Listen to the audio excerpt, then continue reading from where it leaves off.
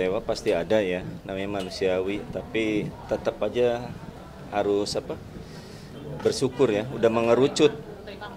Ya, karena udah 3 tahun, jadi saya udah finalnya udah bahagianya ya udah mau dari dulu nggak beres-beres gitu. Padahal kalau ikut aturan dari penyelidikan Kapolri, ibaratnya dari Kapolri 12 tahun 2016 pasal 31 angka 2 itu harusnya 120 hari masalah penyelidikan udah beres. Makanya jadi ini belum beres-beres, baru 3 tahun ini seumur si Dede 3 tahun 2 bulan sekarang baru ada titik temunya lah. Ketika vonis dijatuhkan itu infonya sehari setelahnya langsung dititipkan kepada Ibu Haji. Saya kurang tahu sih Ibu Haji itu siapa. Yang pasti sepengetahuan saya dia selalu menyebutkan bahwa yang memberikan support selama ini adalah Bu Haji dan Pak Haji. Dari awal ini kan LP itu kan terkait 3 objek. Pertama kos-kosan, 2 Villa Bandung Indah, ketiga mobil Kijang Innova. Akan tetapi kedua objek yang lain itu tidak dapat dibuktikan ya oleh penyidik, yang akhirnya hanya mobil Kijang Innova yang dapat dinaikkan sampai proses pengadilan. Nah, adapun kedua objek kenapa tidak dapat dinaikkan menjadi ke tahap penyidikan atau dinaikkan ke proses persidangan. Nah, perlu saya jelaskan bahwa saya pernah membaca ya di berkas perkara bahwa mereka pernah menghadirkan 3 ahli sekaligus ya dari universitas ternama di Kota Bandung, diantaranya Unpar dan Unpad ya. Jadi ketiga ahli tersebut memberikan keterangan sesuai dengan keahliannya bahwa dua objek itu tidak dapat menjadi tindak pidana penggelapan. Kenapa? Karena yang pertama, kos-kosan itu diperoleh oleh Pak Teddy ketika itu sebelum adanya pernikahan dengan almarhum. Kedua, kalau rumah yang di Villa Bandung Indah itu dibeli dan dijual pun ketika almarhum masih hidup.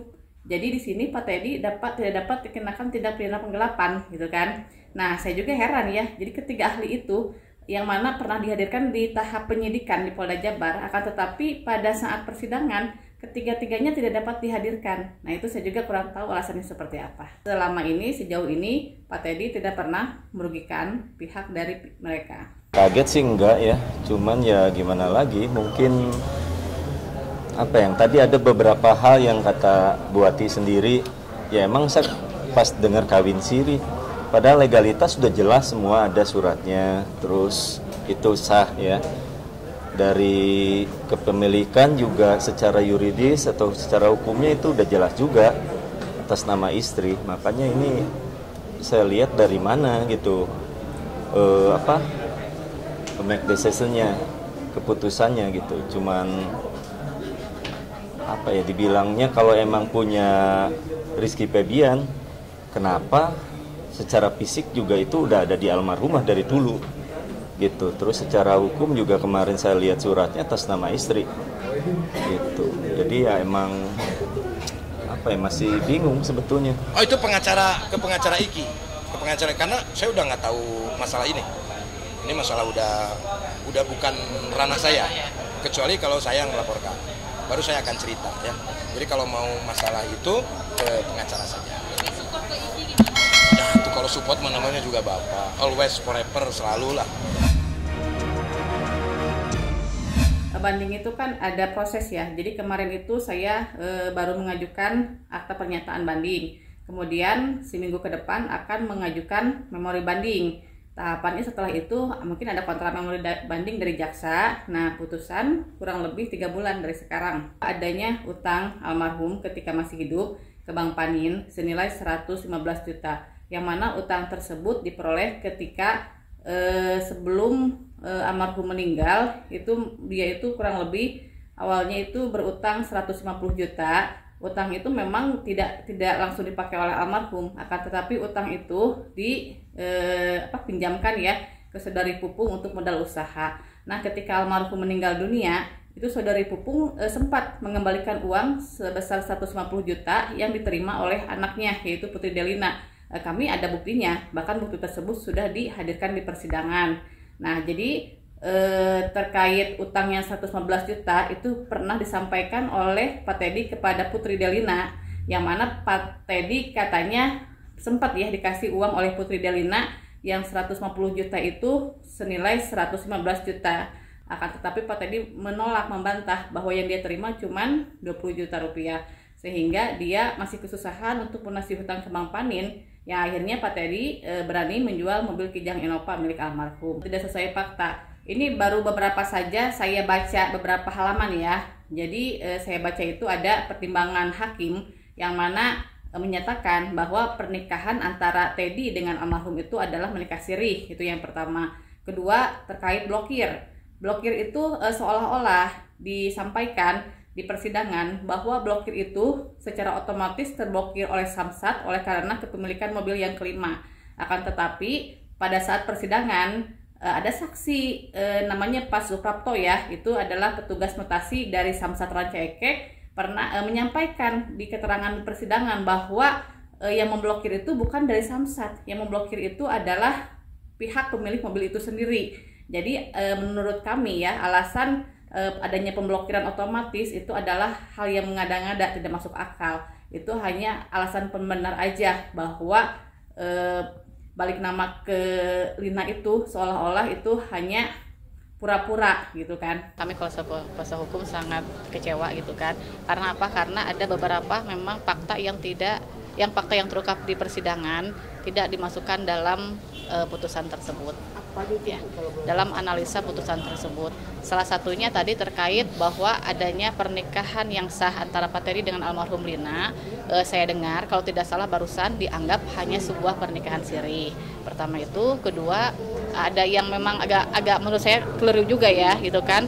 Karena dari awal itu lama itu Lina itu namanya Lina, bukan Lina Zubaidah. Tapi di jaksaan, di dakwaan jaksa, rentut dan barusan putusan hakim pun itu dianggap namanya Lina Zubaidah. Jadi kan saya berpikir seolah-olah ini bahwa pledoi kami itu tidak dipertimbangkan sama sekali. Jadi mengacunya kepada dakwaan dan rentut dari jaksa penuntut umum ya. Nah itu. Yang ketiga ini terkait bahwa Pak Teddy dulu memang pernah mengakui sempat meminta izin ya, izin kepada Teh Putri, kepada Rizky untuk meminjam mobil. Tapi itu kan bukan berarti dia mengakui bahwa itu adalah milik Rizky Febian. Akan tetapi bahwa dia itu hanya sebatas etika itu ya, etika, karena itu adalah mobil milik almarhum. Jadi dia harus meminjam atau izin kepada ahli waris yang lain gitu kan. Nah, ini kan seolah-olah dia dengan cara dia meminjam, seolah-olah dia mengetahui atau mengakui bahwa itu adalah milik Rizky Febian mobil tersebut. Saya dengar sih ada Ibu Haji ya, entahlah itu memang kerabatnya, saudaranya, saya kurang tahu. Yang pasti saat ini Pak Teddy lebih percaya anaknya untuk diurus oleh Ibu Haji tersebut. Itu kerabat ya, kerabat. Jadi saya dengar itu ketemunya pun baru beberapa tahun yang lalu gitu kan. Karena ada kedekatan dalam arti yang selama ini memberikan support kepada Pak Teddy, yaitu itu Bu Haji dan Pak Haji. Nah itu masih dipikirkan yang terbaik lah buat si kecil juga. Nanti saya minta izin lagi lah, siapa yang emang yang nggak keberatan gitu. Kalau emang terpait harus dihadapi, harus ibaratnya orang Sunda itu amit-amit tosa sadu lah. Harus bilang dulu apakah ketitipan misalkan atau mau ngerawat Dede Bintang yang benar-benar sayang banget, yang tulus, terus beliaunya misalkan gak keberatan, ya saya pasti hitam di atas putih harus ada komitmennya gitu. Dia hidup ya alhamdulillah ya, banyak yang sayang lah. Ya, dititipin ke yang lebih care ke si Dede sih. Yang jelasnya jangan sampai salah nitip gitu aja. Ya makanya saya pikir-pikir dulu, ini pasti saya bakalan melakukan yang terbaik lah buat si kecil. Ya mudah-mudahan si Dede Bintang kalaupun ada yang terpait tetaplah ibaratnya Dede juga dapat yang lebih sayang lagi gitu aja. Ya saya sih doa terbaik lah buat si Dede juga biar struggle gitu ya, biar lebih kuat lagi nantinya. Saat ini ya tumbuh ceria terus lah, nggak sedih gitu. Makanya ya kehibur kalau dekat si Dede, nggak terlalu banyak pikiran yang berat lagi gitu. Ya buat saat ini si Dede yang jadi penyemangat lah. Ya gimana ya, memang tiap hari juga menghabiskan waktu sama si kecil, cuman ya saya harus prepare apa yang terbaiknya lah buat si Dede gitu. Kalau boleh ini sih nanti tetap ya sobul adabnya atau etikanya kita mipit dulu, mipit dulu sama Bu Hajahnya atau yang emang dari kecil sampai seumur gini masih support Dede Bintang. Kalau dari itu sih saya rasa nggak bakal ini ya keteker banget, karena kan dengan kesibukannya bakalan banyak yang apa ibaratnya tugasnya agak berat, sedangkan mereka pada terus jadwalnya. Terus si Dedenya juga mungkin ya udah dekatnya sama beberapa orang yang saya pilih, itu aja.